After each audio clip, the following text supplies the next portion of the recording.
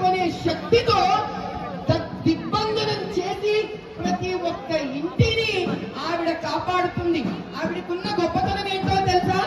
ఈ రోజు ప్రతి హైందవుడు చేసే పూజకు కుల మత జాతి విచక్షణ లేకుండా ప్రతి ఇంటిని కాపాడుతుంటుంది ఆ తల్లి. అది ఆ తల్లి ఒక్క గొప్పతనం. మాతృదేవో భవ అంటే సాక్షాత్తు తల్లి అవుతుంది ఆవిడ. యా దేవి సర్వభూతేషు మాతృరూపేణ సంస్థిత నమస్తస్యై నమస్తస్యై నమస్తస్యై నమో నమః.